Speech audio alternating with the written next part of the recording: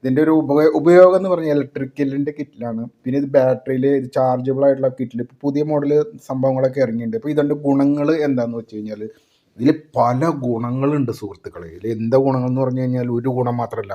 സാധാരണ നിങ്ങൾ കരുതുന്നത് ഇതിൽ കുറച്ച് വെള്ളം ഒഴിച്ചിട്ട് നമുക്ക് ചൂടാക്കി എടുക്കാം എന്നൊക്കെയാണ് നിങ്ങൾ കരുതുന്നത്. പക്ഷേ അങ്ങനെയല്ല.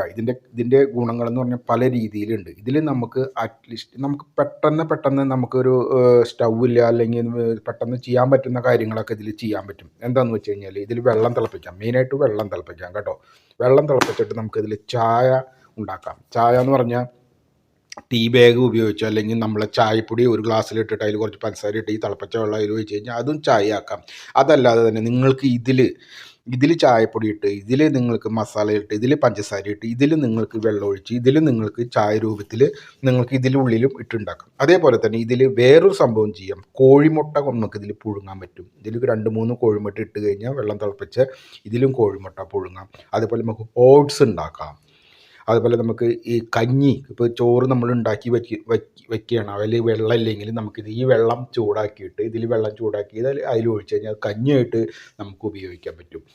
അങ്ങനെ ഇതിൽ ചെയ്യാൻ പറ്റാത്തതായിട്ട് ഒന്നുമില്ല. ഇതെന്ന് പറഞ്ഞാൽ നമുക്ക് ജീവിതത്തിൻ്റെ ഒരു ഭാഗം മിക്കതും ഇത് എല്ലാവരെയും ഉണ്ടാവാൻ വഴിയെന്ന് പറഞ്ഞാൽ പ്രവാസികളുടെ അടുത്താണ്. വിദേശങ്ങളിലുള്ള പ്രവാസികൾക്കാണ് ഇത് ഏറ്റവും കൂടുതൽ ഉപകാരമായിട്ട് വരണത്.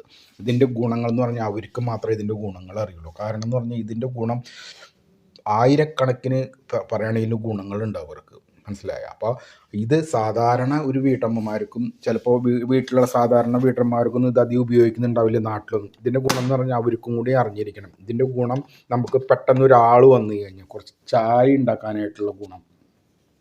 ഇതിൽ കുറച്ച് ഇപ്പോൾ ഗ്യാസ് ഇല്ല, അന്നിപ്പോൾ ഗ്യാസിൽ എന്തൊക്കെയാണ് കറണ്ട് ഉണ്ട് വീട്ടിൽ, ഇതിൽ കുറച്ച് വെള്ളം ഒഴിച്ച് തിളപ്പിച്ച് കഴിഞ്ഞാൽ ഇതിലും ചായ ഉണ്ടാക്കാം. പാലൊഴിച്ച് വെള്ളം ഒഴിച്ച് ചായപ്പൊടി ഇട്ട് ഇതിലും നമുക്ക് തിളപ്പിച്ചെടുക്കാം.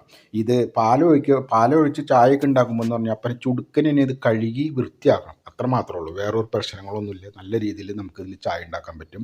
പക്ഷേ ഇത് ചായ ഉണ്ടാക്കുമ്പോൾ ഒരിക്കലും ഇത് അടച്ച് വയ്ക്കരുത്. ഇത് കുറച്ച് നേരം അടച്ച് തള വരുന്നതിന് 16-9 പൊന്തിച്ച് ഇങ്ങനെ വയ്ക്കണം. അപ്പോൾ ഇതിൽ കിടന്ന് ഇങ്ങനെ തിളയ്ക്കും.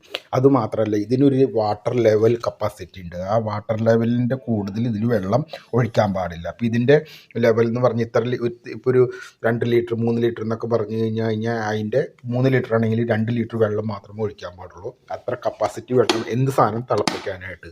അങ്ങനെ പല ഗുണങ്ങളുള്ള ഒരു സംഭവമാണ്. ഇതിൽ നിങ്ങൾ ഗുണങ്ങൾ പറയണത് 100 കണക്കിന് ആയിരക്കണക്കിന് ഗുണങ്ങളുണ്ട് ശരിക്കും പറയുകയാണെങ്കിൽ.